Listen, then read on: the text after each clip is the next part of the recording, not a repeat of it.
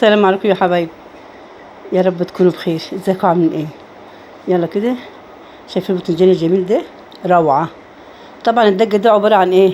الخلطه دي توم وفلفل، وحاطه معلقتين زيت، وحاطه عود كزبره خضراء، حاطه كزبره ناشفه وكمون وملح بس. فاتحه الباذنجان زي ما انتم شايفين كده. انا عود بحب اعمله كده بصراحه. هنحشي الباذنجان كله يا حبايبي. طبعا لازم نحط ايه؟ نص كوبايه ميه بس، خلاص، وترشيه عليه عشان بس ايه؟ يستوي. اصل لو سبتيه كده ممكن يشط منك. هي بس حبه ميه بس، نص كوبايه ميه بس بتحطيها وخلاص. خلص ان شاء الله. وهحشي الباذنجان زي ما انتم شايفين كده. لسه بحشيه الاول وهوريلكم انا ايه. هحطه على النار بقى، ولا نجلي ولا زيت ولا تتعبي صدرك في الصيف ده ولا حاجه. ولعت عليه.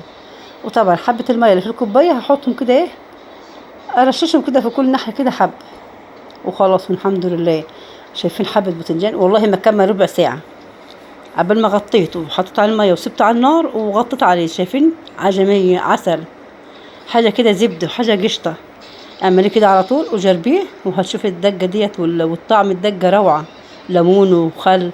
يلا يا حبايبي، مع السلامه. مش ننسوا اللايك والاشتراك.